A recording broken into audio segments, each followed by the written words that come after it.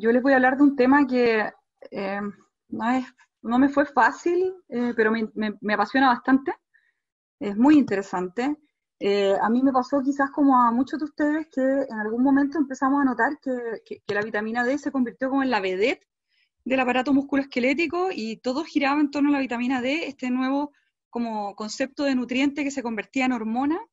Y de repente yo empecé a preguntarme, bueno, pero si la vitamina D tiene todos esos efectos, ¿no es cierto?, eh, tan difusos a nivel del organismo, quizás hay otros nutrientes y otras vitaminas que hacen lo mismo. Y no sería la primera vez que pasa en la historia, en el fondo, que encontramos esto. Entonces, quise centrarme en no descuidar, más allá de la vitamina D, otros aspectos nutricionales que tienen una relación con el funcionamiento endocrino y el funcionamiento metabólico, principalmente en este caso en el hueso, pero ahí les voy a comentar por qué yo creo que no se puede separar al hueso, por ejemplo, del músculo. Entonces, vamos a comenzar. El hueso es un tejido que está constituido por una malla de colágeno. Este colágeno es 90% tipo 1, lo que le da una resistencia que es homologable a la del acero. Por ejemplo, si uno se imagina las hebras de colágeno metidas dentro del tejido óseo, esto sería tan resistente como el acero que está metido dentro de los edificios, ¿no es cierto?, las cadenas, que está impregnado con sales de calcio y fósforo, que constituyen cristales de hidroxiapatita, y además contiene células. Las más importantes para efectos del metabolismo óseo propiamente tal son los osteoblastos y los osteoclastos, pero además hay muchas otras células de otros tipos y de otras familias y orígenes. El osteoblasto es la célula productora de matriz ósea. El blasto es el que produce tejido óseo a medida que va avanzando a través de esta red de canales producidos en el hueso durante su producción. Y el osteoclasto es el que hace los canales. El osteoclasto es la célula encargada de reabsorber, de romper la matriz ósea para ir generando cambios estructurales en el tiempo. Entonces, normalmente una unidad de remodelación ósea está constituida por osteoblastos por un lado, osteoclastos por el otro lado. El osteoclasto va canalizando la matriz ósea y el osteoblasto lo va siguiendo y rellenando con nuevo tejido óseo. El hueso es un órgano profundamente irrigado, recibe 200-400 ml por minuto de sangre en reposo y comparte su origen embrionario con el tejido muscular y con el tejido adiposo.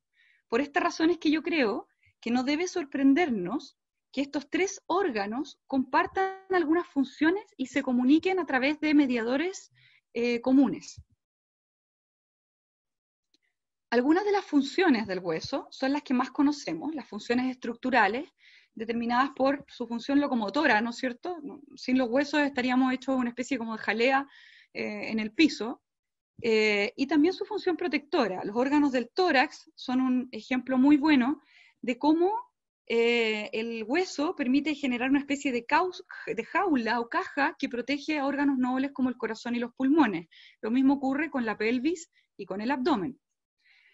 Pero también tiene una función hematopoyética, puesto que en la médula ósea se encuentran las células progenitoras del tejido hematopoyético o la sangre, en el fondo. Ahí se producen las plaquetas, los glóbulos rojos y la mayoría de los glóbulos blancos.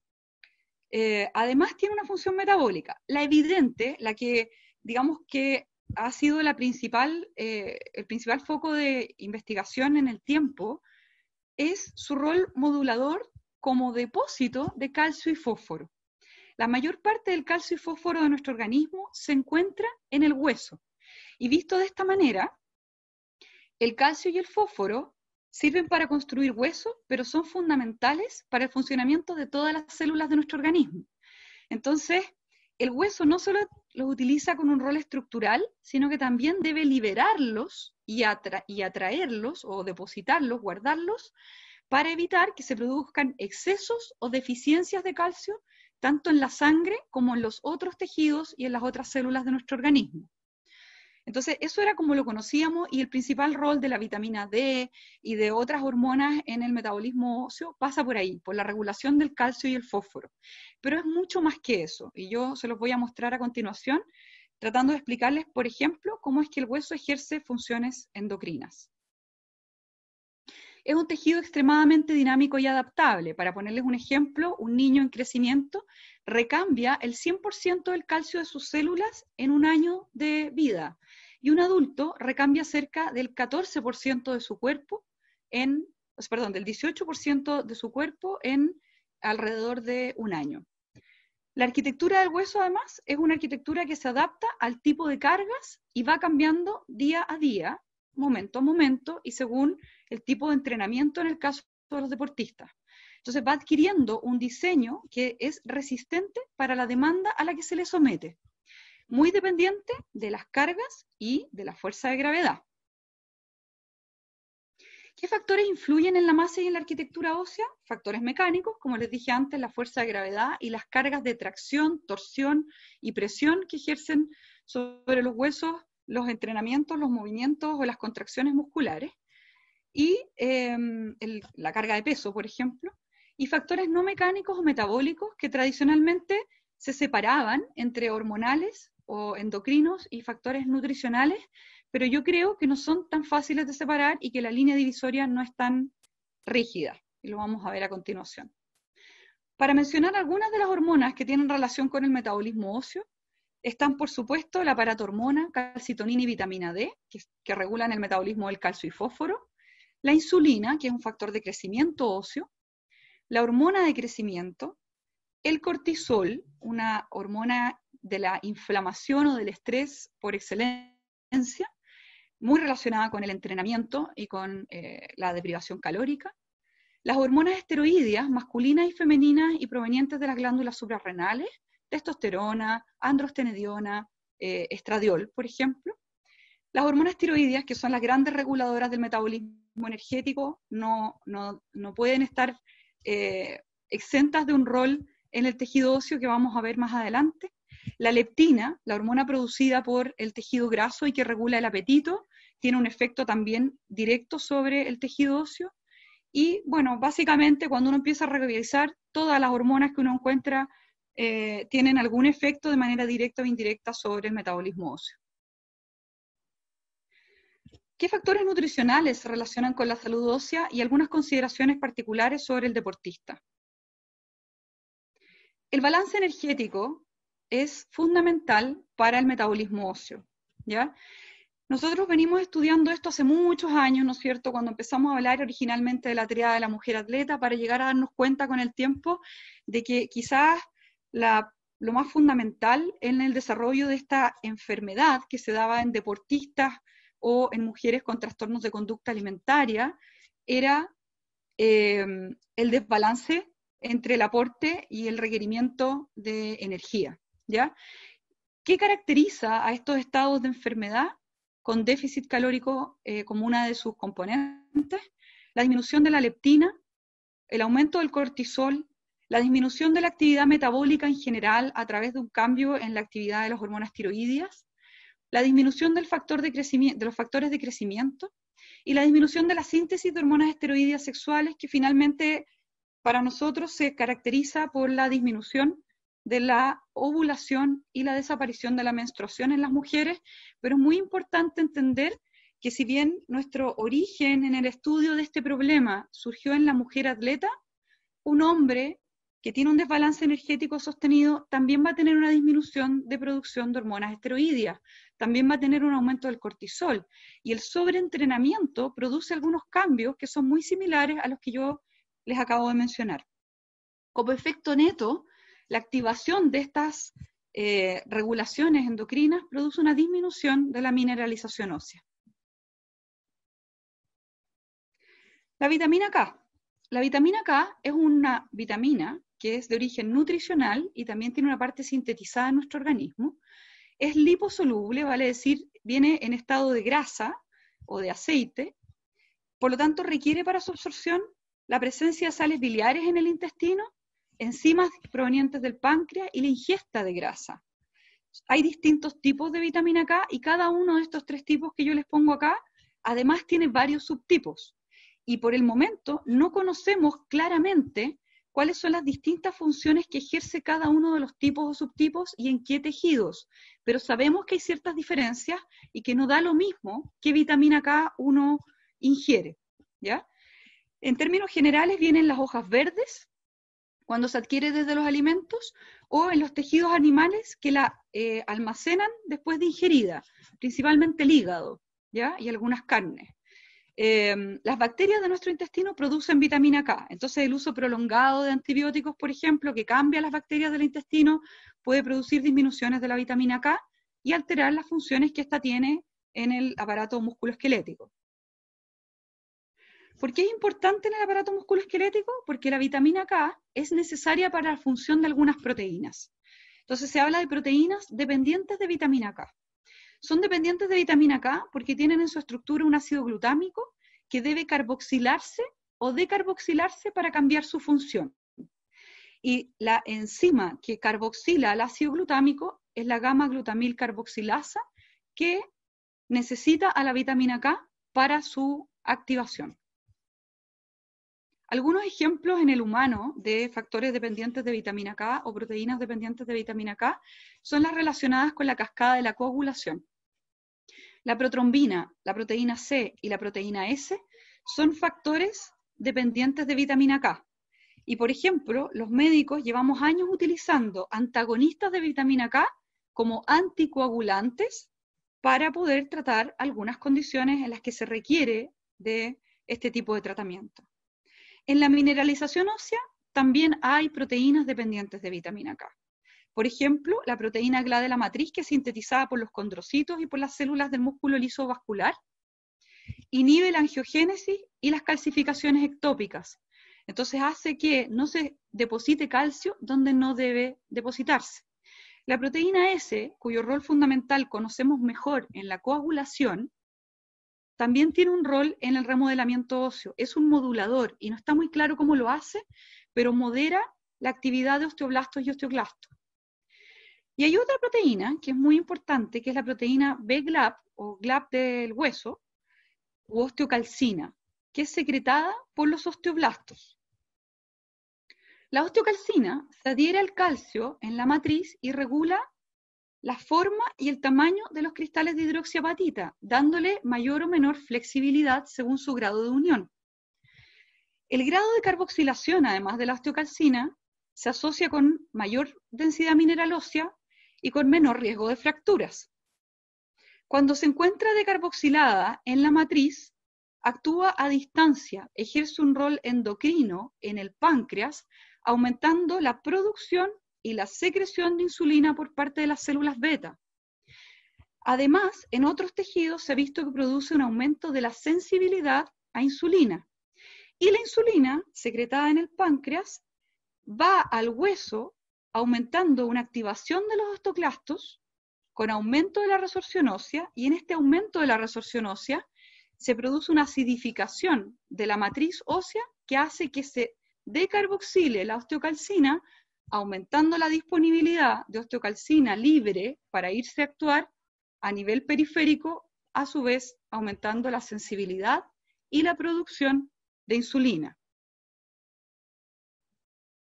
Además de esto, la vitamina K regula la transcripción génica de los osteoblastos, suprime la resorción ósea y regula la formación de los osteoclastos. Ahora, ¿dónde podemos encontrar y cuánto necesitamos de vitamina K?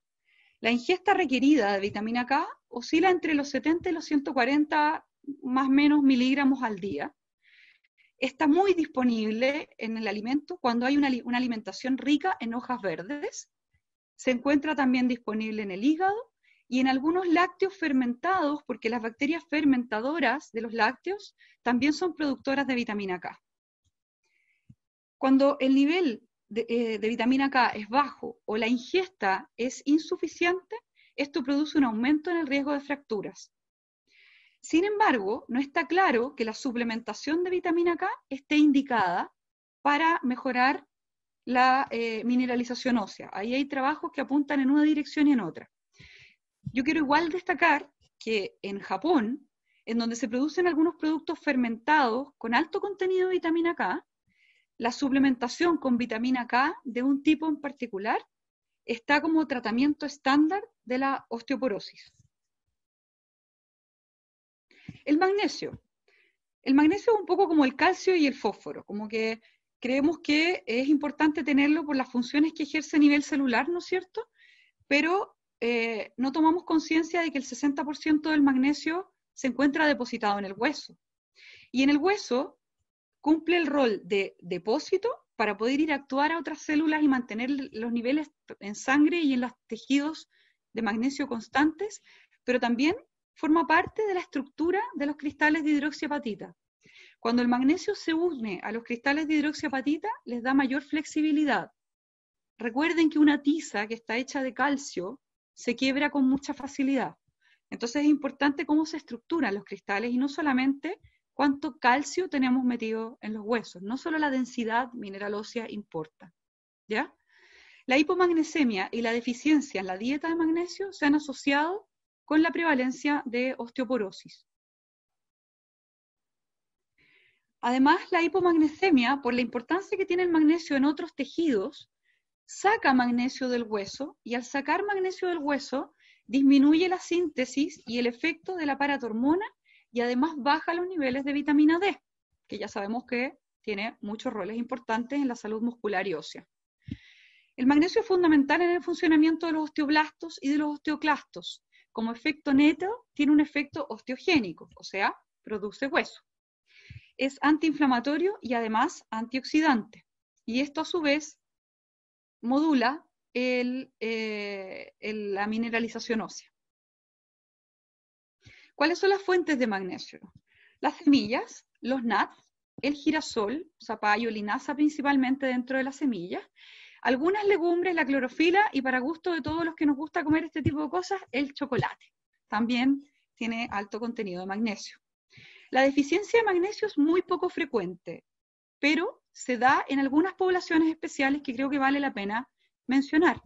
Se da en alcohólicos, se da en pacientes diabéticos, en personas con enfermedades intestinales, en adultos mayores, en enfermos renales crónicos, en personas que utilizan diuréticos o inhibidores de la bomba de protones como el omeprazol y en enfermos con enfermedad celíaca. En el caso de los deportistas se ha visto que hay un aumento de las pérdidas de magnesio a través del sudor y se piensa que la suplementación de magnesio podría justificarse. En otras condiciones, la suplementación de magnesio no está justificada en la mayoría de los casos y es muy discutible. E incluso hay trabajos que muestran que con exceso de magnesio en la dieta o por suplementación podría aumentar el riesgo de fracturas. Así que ahí hay controversia. La dosis recomendada son 310 a 420 miligramos y puse aparte un comentario para los deportistas y la gente que hace nutrición deportiva, porque el zinc evita o disminuye la absorción de magnesio, y para los médicos el magnesio disminuye la absorción de los bifonatos, que son el tratamiento de primera línea para la osteoporosis actualmente. Las hormonas tiroideas, producidas a través de un eje de integración entre el hipotálamo, la hipófisis y la glándula tiroides. Es importante saber que tienen una forma activa y una forma inactiva. La forma activa es la T3, que tiene menos yodo que la T4, y que hay enzimas encargadas de activar a la T4, convertirla en T3. Y en las células, además la T3 se puede convertir en T3 reversa o en T2, que parece tener funciones importantes a nivel muscular. En el hueso favorece la remodelación ósea, actúan sobre los mastocitos óseos y algunas otras funciones que vamos a ver a continuación. En el músculo esquelético produce un balance glicolisis-glucógeno hacia la glicolisis, disminuye los depósitos y la fosforilación de la fosfocreatina, aumenta modula la miogénesis, modulando entre otras cosas el tipo de fibras musculares en etapas iniciales y tiene que ver con la función mitocondrial a través de la función de la hormona T3. Los mastocitos que se encuentran en el hueso cumplen un rol muy importante en el metabolismo óseo. Este es regulado, recuerden, por las hormonas tiroideas. Producen numerosos mediadores moleculares en el hueso y se ha visto que tienen efectos osteocatabólicos u osteoprotectores dependiendo de la situación. Cuando se produce una lesión en el hueso, los mastocitos parecen jugar un rol muy importante en la resorción del callo óseo y la cicatrización del hueso. ¿Qué otros efectos tienen las hormonas tiroideas? En el hígado aumenta la síntesis y liberación hepática de la hormona transportadora de de la proteína transportadora de hormonas esteroideas, aumenta la eliminación por catabolismo de hormonas esteroideas, aumenta el índice estrógeno-andrógeno, favoreciendo un balance hacia los estrógenos en los hombres, aumenta la síntesis de cortisol y su eliminación a nivel urinario, aunque los niveles plasmáticos parecen mantenerse constantes, aumenta los receptores de adrenalina, los receptores beta-adrenérgicos y de noradrenalina, aumenta el recambio proteico, disminuye el aparato hormona, disminuye los niveles de vitamina D, y esto parece estar relacionado con el aumento de la resorción ósea mediado por hormonas tiroideas. Ahora, ¿qué factores nutricionales se asocian con la función de las hormonas tiroideas? El yodo. El yodo es una molécula estructural de la hormona tiroidea. Se deben consumir diariamente 150 microgramos de yodo para cumplir con los requerimientos, y la ingesta de yodo está muy mediada por la disponibilidad de yodo en el suelo y en la sal. Los productos del mar son altos en yodo, los lácteos contienen yodo, el huevo contiene yodo, y en el caso de los vegetales, hortalizas, papas, etc., esto depende de si el suelo tiene yodo o no. La sal es yodada en muchos países, con lo cual la incidencia de enfermedad tiroidea ha disminuido tremendamente. La vitamina D tiene un rol inmunomodulador sobre la tiroides, y se ha visto que la deficiencia de vitamina D aumenta la prevalencia de enfermedad tiroidea autoinmune y el hipotiroidismo en el largo plazo. El hierro es una parte estructural de la tiroperoxidasa que sintetiza a las hormonas tiroideas. Se requieren 10 a 16 miligramos al día de hierro, y las fuentes son de origen animal o de origen vegetal, siendo las de origen animal de mucho mejor biodisponibilidad, se absorben mejor que las de origen vegetal. Entonces hay que consumir mucho hierro vegetal para reemplazar una porción de hierro animal. El selenio es parte de las deyodinasas, que son las que transforman a la hormona tiroidea en sus distintos estados de inactiva, activa y luego nuevamente a inactiva. El requerimiento de selenio es de 50 a 70 microgramos al día. Es muy variable su disponibilidad dependiendo de la riqueza del suelo en selenio.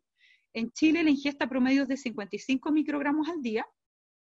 Y las principales fuentes de los alimentos son el atún, el hígado y las carnes. Cuando es de origen animal, el contenido es más estable porque los animales lo van depositando en sus tejidos. Cuando es de origen vegetal, es tremendamente dependiente, como les dije antes, del contenido en el suelo. Y por último, el aporte calórico proteico activa a las deyodinasas. Entonces, cuando yo tengo más ingesta calórica, las deyodinasas convierten más hormona T4 en hormona T3, teniendo un rol en la regulación del metabolismo energético. Por último, recordarles que el hueso es un órgano estructural, pero que requiere de flexibilidad, y que no sacamos nada con tener huesos tremendamente llenos de calcio si es que no toleran las cargas axiales y se quiebran con facilidad. Eso, muchas gracias.